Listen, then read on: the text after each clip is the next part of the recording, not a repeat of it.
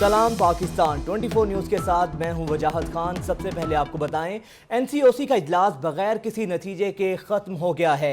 NCOC ने तालीमी इदारे खोलने या बंद करने का इख्तियार सूबों को दे दिया। कोरोना की सूरत हाल देखते हुए तमाम सूबे इम्तिहानात लेने और छुट्टियाँ मज़ीद बढ़ाने का फैसला करेंगे। मज़ीद तफसीलात जानेंगे, जुनेद रियाज हमारे साथ मौजूद हैं। जुनेद, बताइएगा मज़ीद इस इजलास में क्या अहम फैसले किए गए?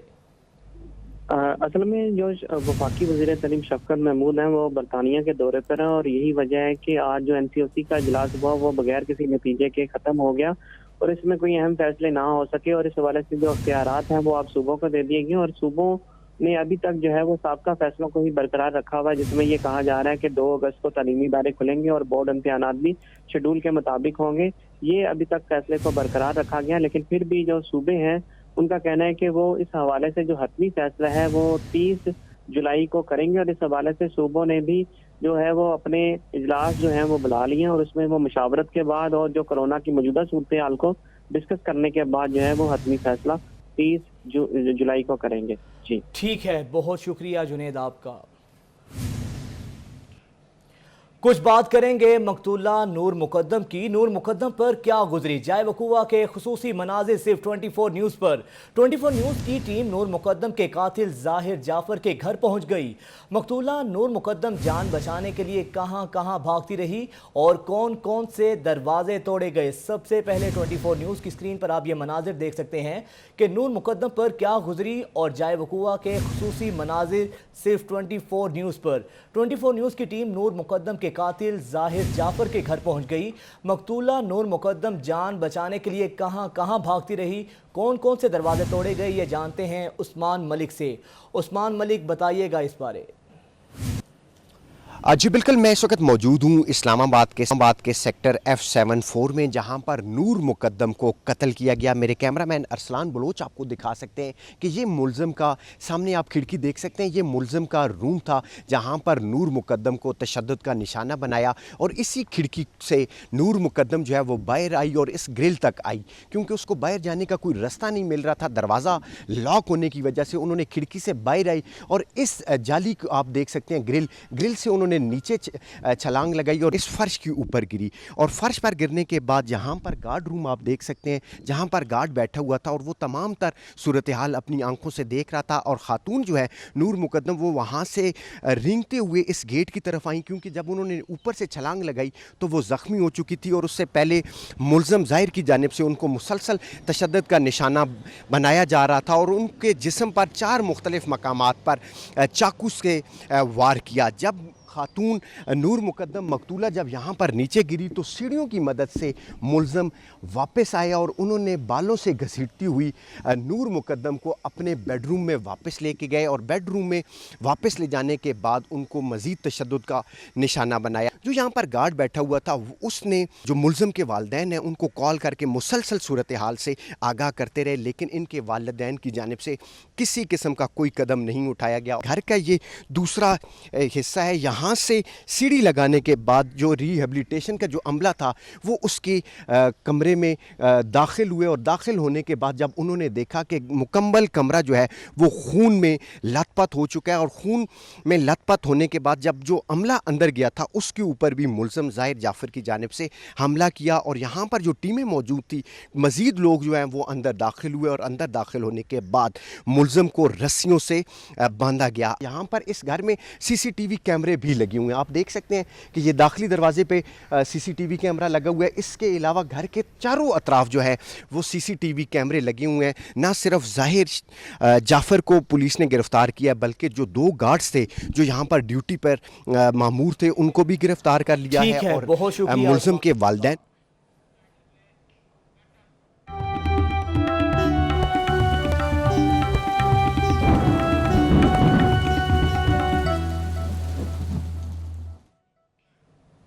इस्लामाबाद रावलपिंडी में मूसलाधार बारिश ने तबाही मचा दी। सड़कें नदी नाले बन गए। सेक्टर E11 में गाड़ियां बह गई। तहखाने में पानी भर गया जिससे एक खातून और बच्चा जाँ बहक हो गए। नाला लई भी बिफर गया।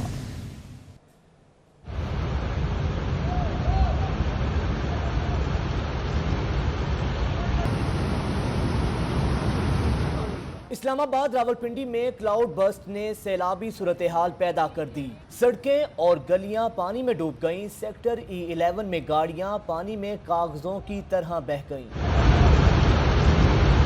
मेडिकल सोसाइटी में भी पानी तह खाने में पानी भरने से एक खातून और बच्चा जाँ बहक हो गए। इस्लामाबाद से बड़ा सैलाबी रैला रावलपिंडी में दाखिल होने से नाला लई में पानी की सतह 19 फीट हो गई। खतरे के सायरन बजा दिए गए। लोगों को गैर जरूरी नकलो हरकत से रोक दिया गया। पाक फौज सिविलियन इदारों के साथ रेस्क्यू ऑपरेशन में शरीक है। वजीर दाखिला शेख रशीद भी नाला लई की सूरत हाल का जायजा लेने पहुंच गए। कहा, नाला हर 20 साल के बाद 200 आदमियों की जान लेता है। नाला लई जो है हर 20 साल के बाद 200 आदमियों की जान लेता है और इस पर पिछले 20 साल पहले हमने काम शुरू किया था। अभी काम नहीं शुरू हो सका। इमरान खान ने, वजीर आज़म पाकिस्तान ने 2-3 मीटिंग्स की हैं, उस्मान बुज़दार ने भी की हैं और नेस्पाक को भी फौरी तौर पर कहा गया है। फ्लड कंट्रोल रूम के मुताबिक रावल डैम में पानी की गुंजाइश सिर्फ 2 फीट रह गई। सैदपुर में 123, गोलड़ा में 103 मिलीमीटर बारिश रिकॉर्ड की गई। महकमा मौसमियात ने इस्लामाबाद में क्लाउड बर्स्ट की तरदीद कर दी है। इस्लामाबाद में सुबह 5 बजे से 6:30 बजे तक जोरदार बारिश हुई। सबसे ज़्यादा बारिश सैदपुर में 123 मिलीमीटर रिकॉर्ड की गई। इसी पर बात करेंगे। डायरेक्टर मेट ज़हीर अहमद बाबर साहब हमारे साथ मौजूद हैं। बहुत शुक्रिया ज़हीर अहमद साहब आपके वक्त का। और ज़हीर अहमद साहब बताइएगा, ये जो बारिशें हुई हैं ये क्लाउड बर्स्ट नहीं था, और दूसरा सर ये भी बताइएगा आइंदा आने वाले दिनों में क्या कहता है महकमा मौसमियात, मज़ीद बारिशों की तवक्को है? जी बिल्कुल। इस वक्त मुल्क के बालाई से, खुसूसन पंजाब के बालाई से रावलपिंडी इस्लामाबाद भी शामिल है, खैबर पख्तूनख्वा और कश्मीर के ज़्यादातर हिस्से जो हैं वो मानसून हवाओं की लपेट में हैं। और जैसा कि फोरकास्ट किया गया था कि इस वीक के अंदर जो है वो हैवी रेनफॉल्स जो है वो एक्सपेक्टेड हैं, जिसकी वजह से अर्बन फ्लडिंग, फ्लैश फ्लडिंग और लैंडस्लाइड का अंदेशा रहेगा। तो गुज़िश्ता रात और आज सुबह के वक्त भी रावलपिंडी इस्लामाबाद और उसके गिरदोनवा में मानसून हवाओं की वजह से और मूसलाधार बारिश हुई है, और जिसकी वजह से जो है कुछ अनटूवर्ड सिचुएशन क्रिएट हुई थी। और ये जो रेनफॉल थी ये मानसून रेनफॉल पैटर्न्स लिए हुए थी, और एक्सट्रीम रेनफॉल जो है वो सुबह के वक्त हुई थी। ठीक है, बहुत शुक्रिया ज़हीर अहमद बाबर साहब आपका। रावलपिंडी और इस्लामाबाद में तूफानी बारिश के पानी ने सैलाब की शक्ल इख्तियार कर ली है। नाला लई और इस्लामाबाद के E11 सेक्टर में खतरे की घंटियां बज गईं। पानी घरों में दाखिल हो गया, जिसके बायस लोगों में भी कुछ लोगों को मुश्किलात का भी सामना करना पड़ा। इसी पर बात करेंगे हमारे नुमाइंदे गौहर महसूद से, जो कि हमारे साथ मौजूद हैं। गौहर महसूद, बताइएगा इस बारे। जी बिल्कुल। आज अलील सुबह जुड़वा शहरों में बारिश की वजह से शदीद तूफ़ानी और सैलाबी सूरत हाल का सामना करना पड़ा। सारा दिन ये कशमकश चलती रही। इस्लामाबाद के E11 सेक्टर में पानी घरों के अंदर दाखिल हुआ। रोडों पर, सड़कों पर इतना ज़्यादा पानी आया सैलाब की शक्ल में, जिसमें गाड़ियाँ बह गईं और घरों में बच्चे और ख़वातीन महसूर होकर रह गए। बच्चों को इमदादी ताउन फराहम करके उनको निकाला गया। इतलात ये भी आ रही हैं कि E11 में 3 अफराद इन बारिशों की वजह से जाम बहक हुए हैं। तहम इसी हवाले से अभी तक कोई तस्दीक नहीं हो सकी। यही सूरत हाल नाला लई में भी रही। नाला लई का पानी इंतहाई ऊंची सतह पर आ गई, जिसके वजह से सैलाब और अब करीबी इलाका बह जाने का खदशा पैदा हो गया। पाक आर्मी के दस्ते मौके पर पहुंच गए, सिविल इंतज़ामिया के साथ मिलकर ताउन फराहम करते रहे, रिलीफ कराते रहे, जहां जहां पर मुश्किलात थी उनको हल करने में मदद फराहम करते रहे। इस्लामाबाद और रावलपिंडी की जो सूरत हाल है वो अभी तक, इस्लामाबाद की E11 की सूरत हाल अभी तक भी कंट्रोल नहीं हो सकी है। वहाँ पर इमदादी कार्रवाइयाँ चल रही हैं। तहम जो नाला लई पिंडी की सूरत हाल है वहाँ पर सूरत हाल कंट्रोल हो चुकी है। वासा की टीमें, मकामी सिविल इंतज़ामिया की टीमें, पाक फ़ौज की टीमें ताउन फराहम करने के लिए वहाँ पर मौजूद हैं। महसूद आपका बहुत शुक्रिया गौहर महसूद। इस्लामाबाद के इलाके 11 में घरों में फंसे अफराद को निकालने के लिए इमदादी कार्रवाइयां जारी हैं। अहले इलाका और रेस्क्यू एहलकार घरों में फंसे लोगों को रेस्क्यू कर रहे हैं। अवैस कियानी हमारे साथ मौजूद हैं, उनसे जानते हैं। अवैस कियानी, बताइएगा, इस वक्त इमदादी कार्रवाइयां जारी हैं, क्या सूरत हाल है इस्लामाबाद की? बिल्कुल, जो इमदादी कार्रवाइयाँ हैं वो इस वक्त जारी हैं। एनडीएमए और दीगर जो इदारे हैं वो इस वक्त जो है फाल किरदार अदा कर रहे हैं। जितनी भी जो गाड़ियां फंसी हुई हैं और जो शाहराएं हैं जो उनको क्लियर करवाया जा रहा है अभी मशीनरी से। और इस सिलसिले में वज़ीर-ए-आज़म इमरान खान ने भी एनडीएमए को हदायत की है कि वो तमाम तर जो है हंगामी जो है हालात से निपटने के लिए वो हर तरह से तैयार रहे। और जो इस्लामाबाद में जो आज जो सुबह सैलाबी रैला जो आया है उस हवाले से भी हदायत दी है। और उसके साथ इमरान खान कह रहे हैं कि मानसून के लिए जो तेज बारिशों के सिलसिले में अपने शहरियों को खबरदार कर रहा हूँ कि खुसूसी एहतियात जो है बरतें हैं, उनकी ताकीद उन्होंने की है। और साथ ही साथ जो एनडीएमए समेत जो हंगामी खिदमत के फराहमी की जिम्मेदार जो तमाम इदारों को किसी भी हंगामी सूरत हाल से निपटने के लिए पूरी तरह चौकस रहना होगा। ठीक है, इमदादी कार्रवाइयाँ इस वक्त जारी हैं। अवैस कियानी, बहुत शुक्रिया आपका। इस्लामाबाद में बारिश के बाइस E11-2 का इलाका भी ज़ेर-ए-आब आ गया। कई घरों और प्लाजों के तहखानों में पानी भर गया। तहखानों में पानी भरने से खातून और बच्चा जाबहक हो गए, जबकि इलाके की सड़कें भी टूट फूट का शिकार हो चुकी हैं। रोजीना अली से मजीद जानते हैं। रोजीना, बताइएगा, इस वक्त क्या मनाजिर हैं इस्लामाबाद के? जी बिल्कुल, इस्लामाबाद में गुज़िश्ता 24 घंटों के दौरान वक्फे से जो बारिश होती रही उसके बायस इस्लामाबाद के इलाके E11-2 में सैलाबी सूरत हाल पैदा हुई। जो गलियां नीचे की जानिब हैं वो गलियां तकरीबन पानी में डूब चुकी थी। और ये भी देखने में आया कि गलियों में इस कदर पानी था और पानी का फ़्लो इस कदर तेज़ था कि गली में जो गाड़ियाँ खड़ी थी वो गाड़ियाँ भी पानी में तैरती हुई नज़र आई। जिस इलाके में ये पानी आया है और इसकी गली के पास नुक्कड़ पे ये जो नाला आप देख रहे हैं इसकी सूरत हाल भी आप देख सकते हैं कि किस कदर अबतर है। इस घर में भी बताया जा रहा है कि बेसमेंट में पानी गया था। इस घर के अंदर चलते हैं और यहाँ पर सिचुएशन देख लेते हैं। ये देखिए, घर का सामान ये पड़ा है। आप इसी घर की खातून हैं?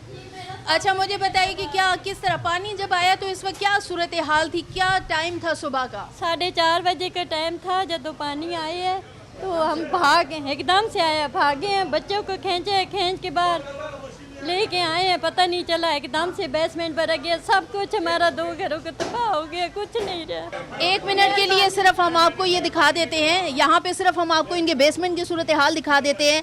ये इनका बेसमेंट है। बेसमेंट पानी से मुकम्मल तौर पर भर चुका है और घर की जो खातून है वो इस वक्त रो रही है क्योंकि वो कह रही है कि उनका काफ़ी नुकसान हो चुका है। बेसमेंट में क्या था? क्या बच्चे भी सो रहे थे या कोई थे फैमिली में? हमारे 5 बेटियाँ थी, छोटियाँ। हमने जंगलात रोड के इधर से बच्चों को निकाला है। अंदर फ्रिज है, टीवी है, सब कुछ हमारा अंदर तबाह, 2 घरों का सामान तबाह हो गया। खातून और बच्चा जो बता रहे हैं कि जाँ बहक हुए हैं, उनके बारे में तफसीलात घर के मकीन मेरे साथ मौजूद हैं, उनसे जानते हैं। पानी 6 बजे का टाइम था, पानी चढ़ा है, पानी पीछे से आया, दीवार लगी हुई थी, वो दीवार टूटी है। बच्चे और सब फैमिली नीचे बेसमेंट में थी और दीवार तोड़ के पानी अंदर आया। इंतज़ामिया की सुस्त रवि का भी यहाँ पर इलाका मकीन रोना रो रहे हैं कि यहाँ पर जब राब्ता किया गया 1122 से और इंतज़ामिया से राब्ता किया गया तो इनका कहना है कि 1 से 1.5 घंटे बाद इनको यहाँ से रिस्पॉन्स आया। और यहाँ पर अभी जो इस इलाके की सूरत हाल है बहुत ही ख़राब नज़र आ रही है। यहाँ पर इस घर का भी अभी बेसमेंट से तो पानी निकाला जा रहा है, ताहम इलाका मकीन जहाँ पर इस सैलाबी सूरत हाल से परेशान है वहीं पर इस घर के अफराद जो हैं। ठीक है, बहुत शुक्रिया रोजीना का। दीगर अहम खबरें भी शामिल करेंगे लेकिन इस ब्रेक के बाद हमारे साथ रहिए।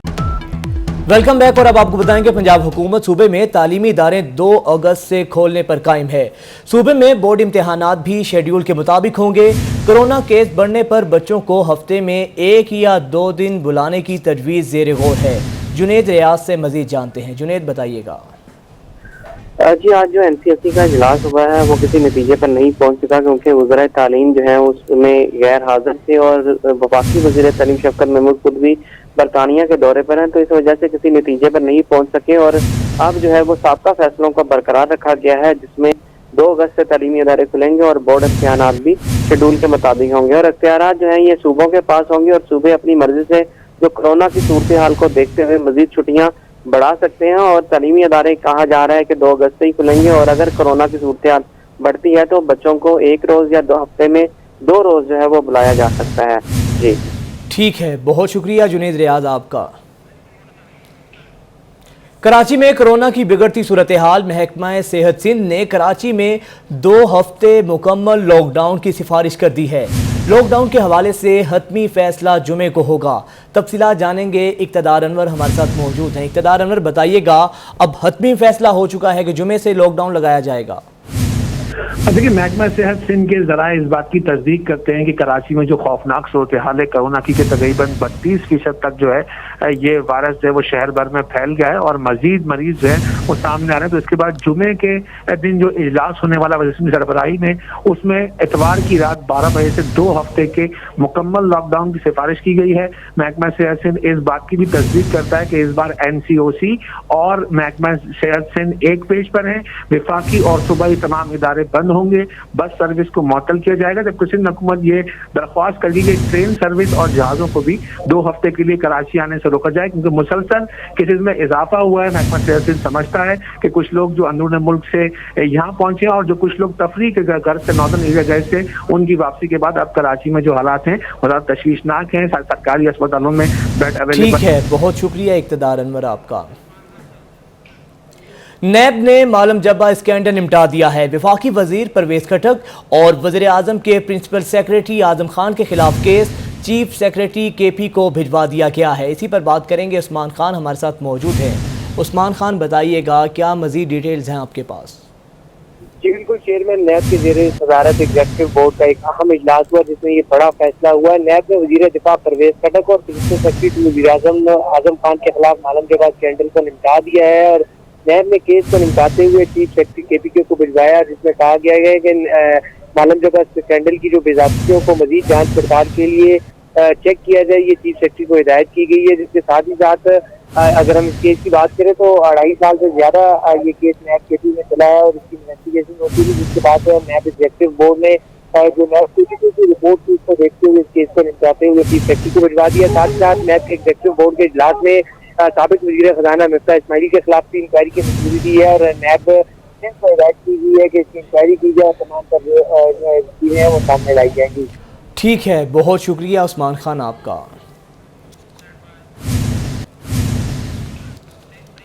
दीगर अहम खबरें भी शामिल करेंगे, लेकिन इस ब्रेक के बाद में खुशामदीद। और अब आपको बताएं कि PP 38 सियालकोट में नून लीग के उम्मीदवार तारिक सुबहानी ने हुकूमती इंतजामात पर सवाल खड़े कर दिए हैं।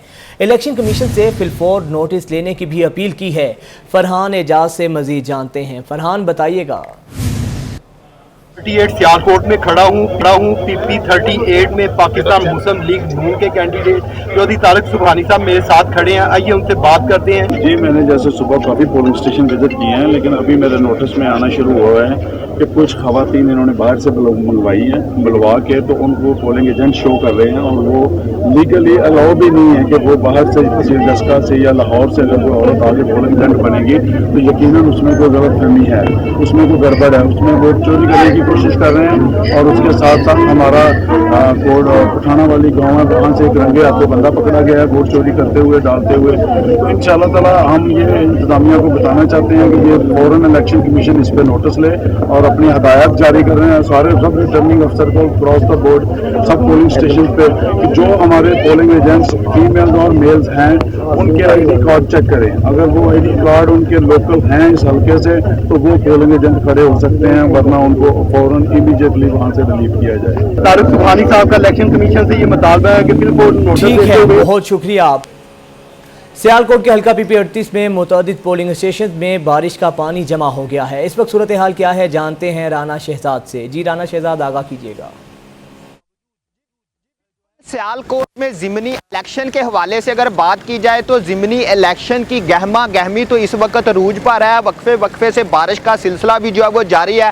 अभी भी जो है वो हल्की हल्की बारिश जो है वो हो रही है। इस वक्त मैं पोलिंग स्टेशन नंबर 87 पर मौजूद हूँ। सईदावाला का इलाका है, यहाँ पर इसके बाहर के मनाजर देख रहे हैं। मुतअद्दिद जो कि पोलिंग स्टेशन है वो आज आपको हमने 24 न्यूज़ की स्क्रीन पर दिखाया कि वो पानी में डूबे हुए हैं, जहाँ से वोटर हजरात जो अपना वोट करने के लिए आ रहे हैं और उनको जो है वो मुश्किलात का सामना करना पड़ रहा है। अगर यहाँ पर पोलिंग स्टेशन के अमला के हवाले से अगर बात की जाए तो 87 पोलिंग स्टेशन का अमला भी जो है वो परेशान है। उनका ये कहना था कि स्कूल ये तमाम छतें जो हैं वो नाकस मटेरियल से तैयार की गई हैं और गुज़िश्ता रोज़ से होने वाली बारिश की वजह से उनसे पानी टपक रहा है और हम किसी जगह पर जो है वो बैठ नहीं सकते। वोटर हजरात का ये कहना था कि ज़िली इंतज़ामिया की नाकस कारकर्दगी यहाँ पर देखने को नज़र आ रही है। अगर बात की जाए यहाँ पे मुंतखब नुमाइंदों के हवाले से जो कि आज के उम्मीदवार भी हैं, उनकी अगर बात की जाए तो वो मुसलसल ठीक है, बहुत शुक्रिया राना शहजाद। और न्यूज़ स्टूडियो से फिल वक्त इतना ही।